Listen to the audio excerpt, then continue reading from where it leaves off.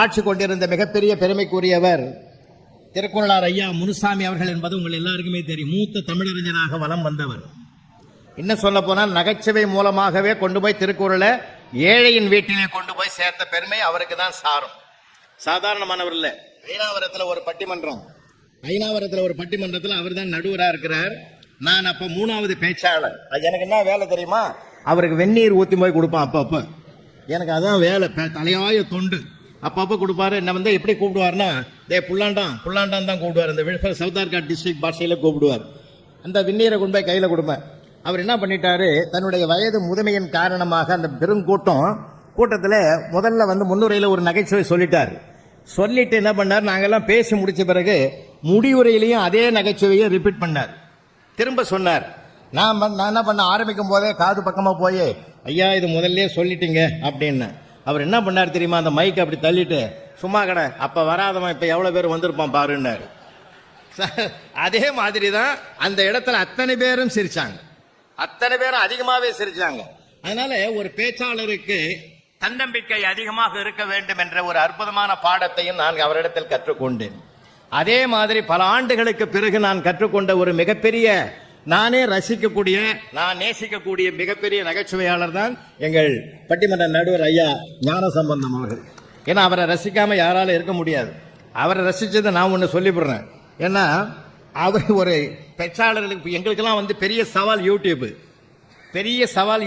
WhatsApp, Twitter, Facebook, இப்போ எங்களது Instagram எல்லாத்திலையுமே வருது.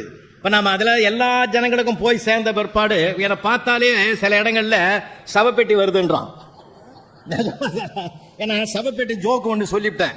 அந்த சவப்பேட்டை ஜோக்கு உலகம் பூரா போய் 2வது ரவுண்டு வருது. பார்க்கும் போதே சொல்றான் சவப்பேட்டை வராதுன்றான். அந்த மாதிரி சில இதெல்லாம் வரும்போது எங்களுக்கு பெரிய சவால் அது.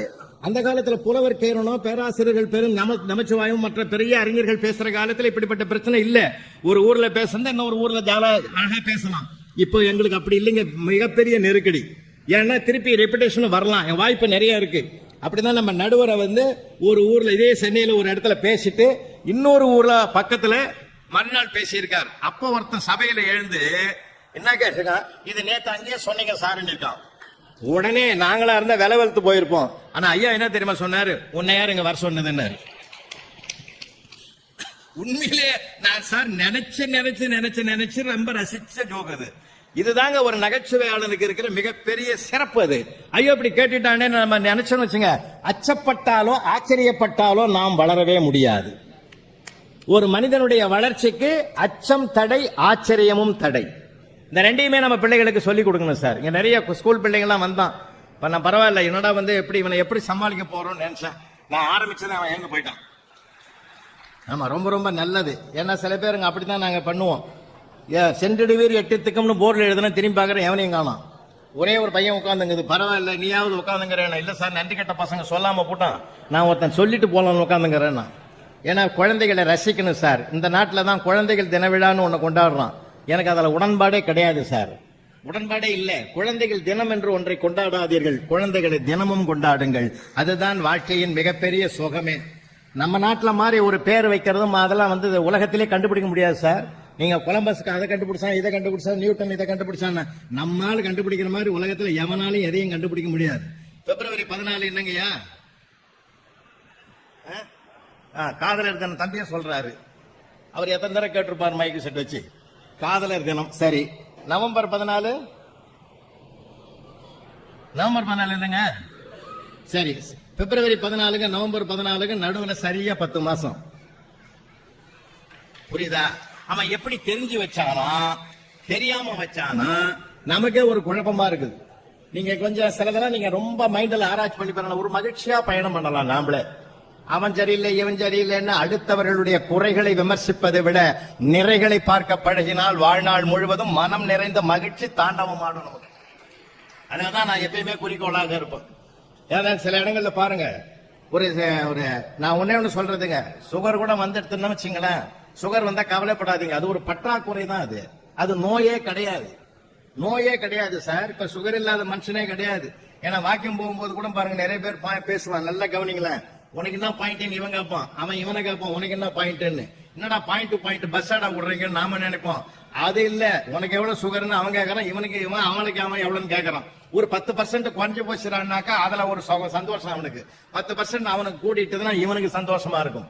2 சுகர்காரங்க கல்யாண மண்டபத்தில் பாருங்க உட்காந்துட்டான்னா சுகரை பத்தி தான் பேசுவானே தவிர இந்த நாடு எந்த பாதையில போனாலும் அவனுக்கு கவலையே கிடையாது. அந்த மாதிரி பேசுவாங்க. இன்னும் சொல்ல போனால் 2 சுகர், ஒரு சுகர்காரன் இன்னொரு சுகர்காரன் பேசாம இருந்தாலே சுகர் ஏறவே ஏறாது.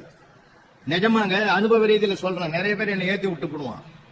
ஏன்னா வித்தியாசமான உலகம், வேடிக்கையான உலகம். கொரோனாவில பார்த்தோம்ல, கொரோனாவில எவ்வளவு இருந்தது. நம்ம எல்லாம் நிறைய பேருக்கு நான் போன் பண்ண சார், நிறைய பேர் அழுதான் சார் போன்லயே.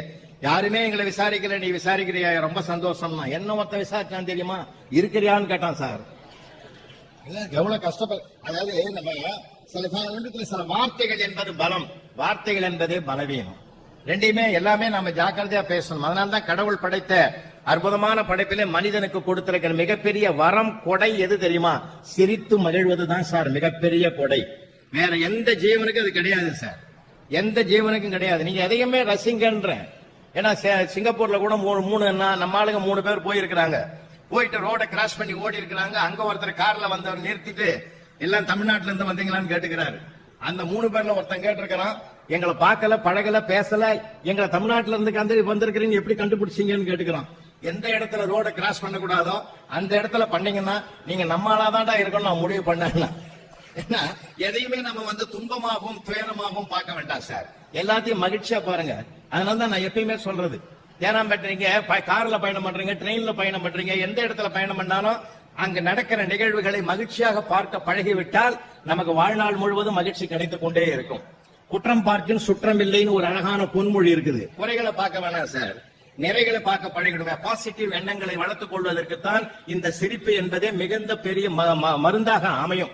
ஏன்னா தேனாம்பேட்டை சிக்னல்ல என்னுடைய ஸ்டூடெண்ட் தான் புருஷோத்தமன் 8ஆம் கிளாஸ் படிச்சு 8th D செக்ஷன்ல படிச்ச புள்ளதான் அங்க இருப்பார். ஒரு தடவை டி நகர் போயிட்டு நான் அப்படி திரும்பி வர சமீபத்துலதான் அங்க ஒரு விசேஷம் நடக்குது.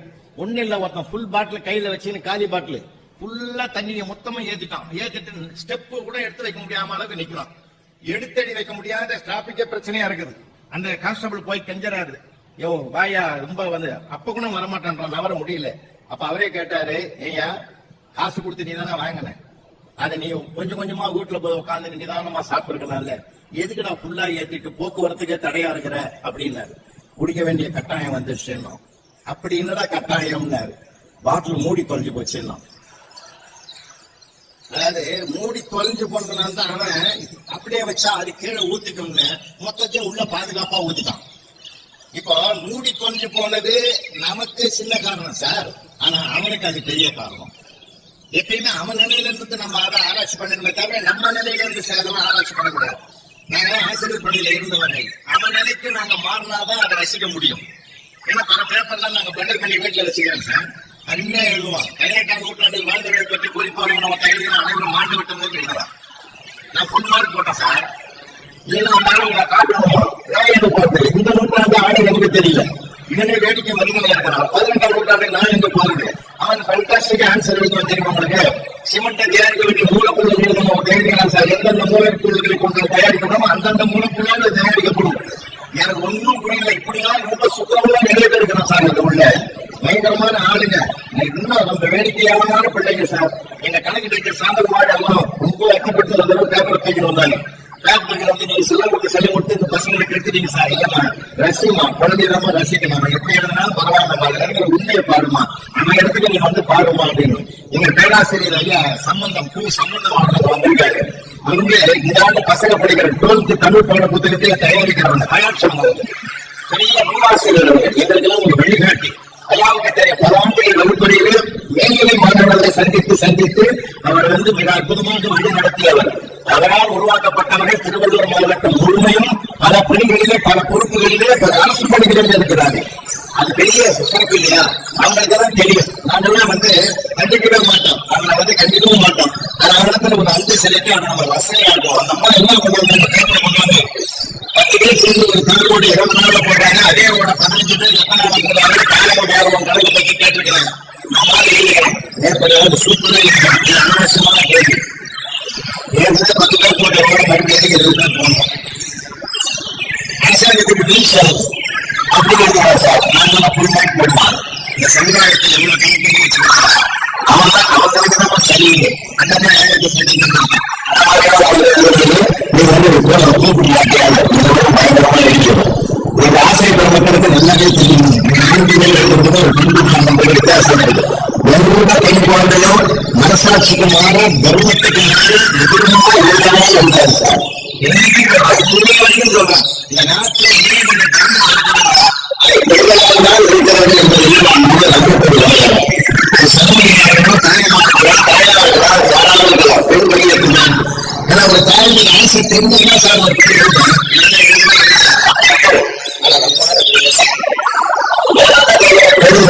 சார் நிறைய புத்தகம் அது பூமி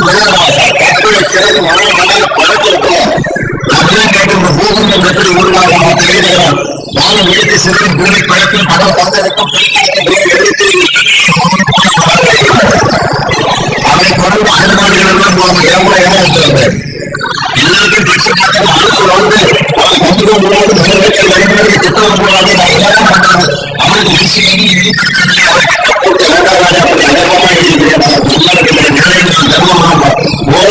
சார் நீங்க செஞ்ச தவறுக்கு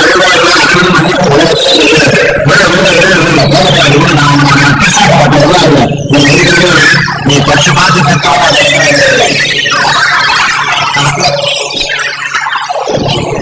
அது நம்பிக்கை செய்யக்கூடாது இருக்குல்ல.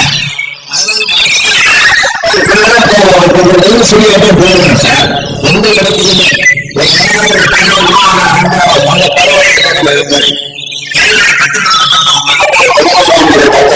கருவறை விரும்புக்கு தெரிஞ்சது வகுப்பில் உலகத்தை தருகிறாரு. அந்த பெண்களை உருவாக்குகிற பள்ளிகளை கணவன் நம்மள வாய்ப்பெடுக்கிறார்கள். இது மிகப்பெரிய வாய்ப்பு. உண்மையிலே சந்தோஷமாக ஆசிரியர் பலரும் முதல் பள்ளிகளை நான் கருதுகிறேன்.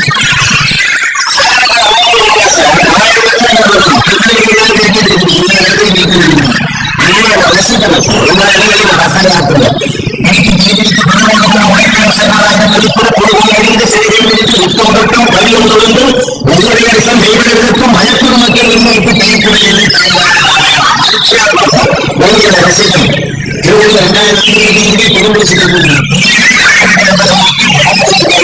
2022 பேசுவதே ரொம்ப வருத்தமா இருக்கு. பேசுவது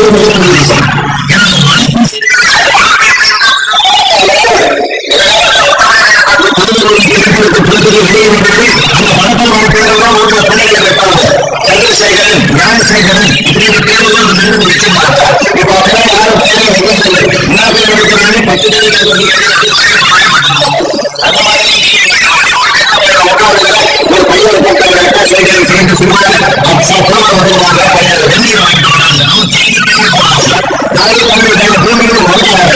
பையனுக்கு என்ன பேரு? ஜம்பு பரவாயில்ல, நீ சரியா நான் வச்சுக்கிறேன். அவன் ஜம்பு கம்பெனி போன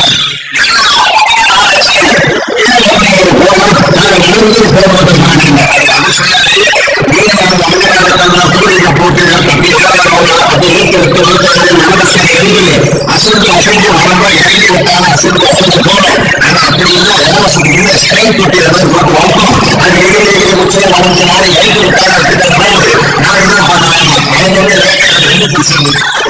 எப்படி உருவாக்க சார்? நான் எதிராக வேலை வைக்கிறது சனா நினைக்கிறோமா? மதுவாக இதுதான் உபரிசனத்தினுடைய முக்கியமான ஸ்தானம்.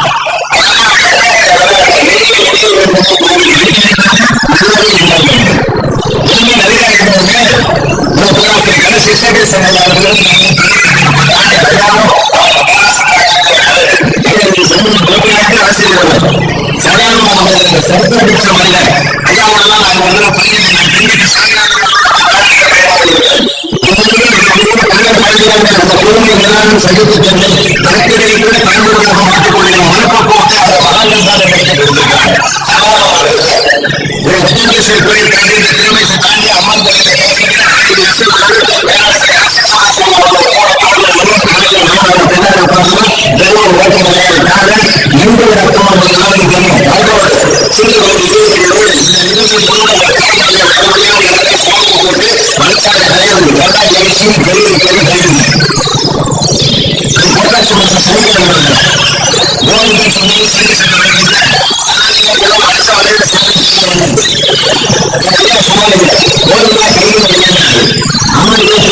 படிக்கிறோம். சட்டம் ஃபாலோ ஒண்ணு இல்லைன்னா கல்வி கூட்டிட்டு வரணும்.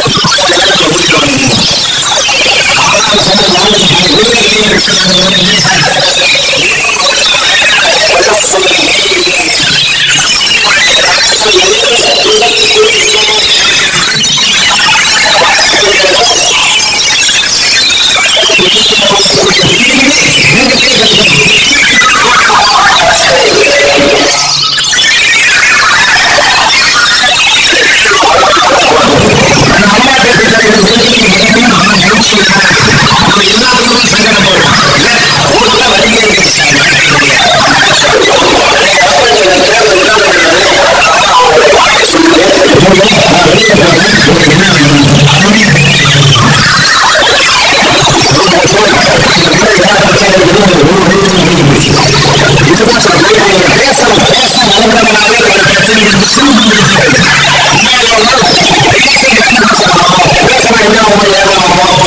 மனிதனுக்கும் மன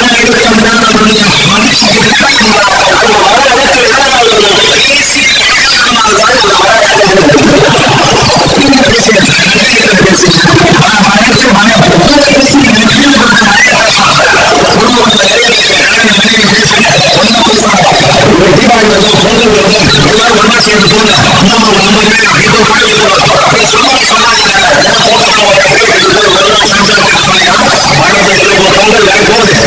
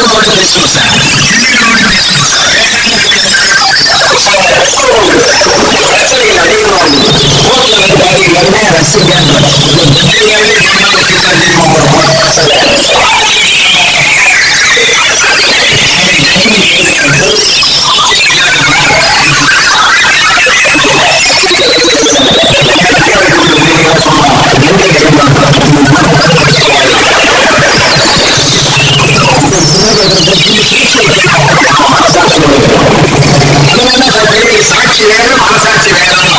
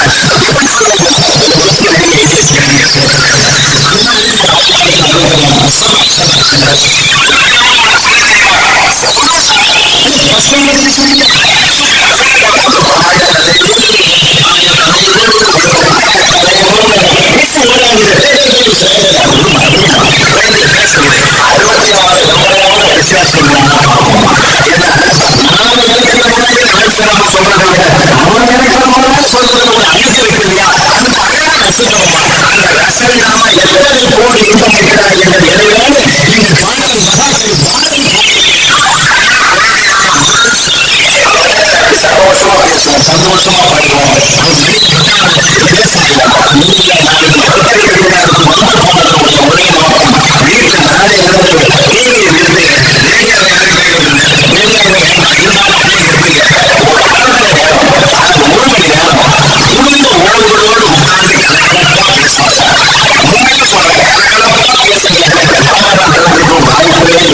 நாளை சின்ன சின்ன சங்கடம் நடக்குது சார்.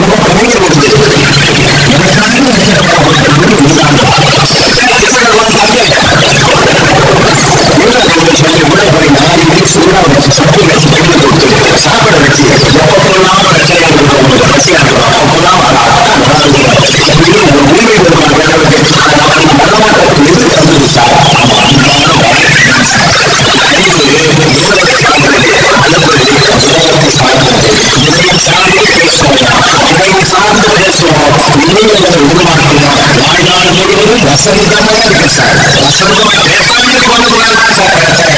ஒரு நாள் நெட்டு அந்த அம்மா சொல்லிச்சு அவங்க மூணு பண்ணாங்க. இப்படிதான் பொழுது போச்சு. இல்ல இல்ல சமமான பயணமாக 43 வருஷம் அவருக்கு கல்யாணம்.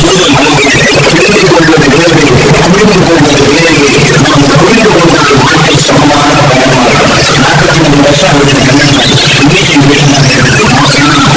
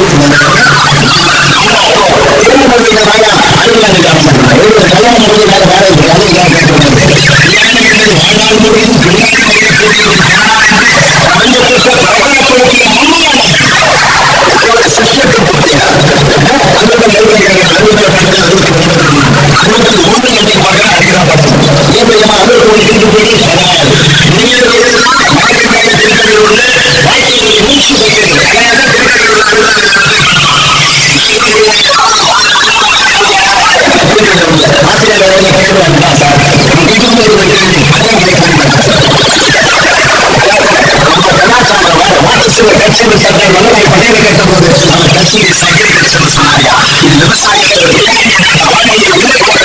அழகான நாடு. வாழ்வதற்கு நாம் பகிர்ந்து கொடுக்கிறோம். சந்தோஷமா வாழ்வோம். இங்கிலாந்து அடுத்த ஆண்டு இப்படி பெரியவர் அவபெரியவர் பணக்காரர் மட்டும் மனுஷர்கள் வாழ்வதில்லை. எவ்வளவு மனமாக இருக்கிறாரோ அவர்தான் மனுஷர்கள் வாழ்கிறார்கள்.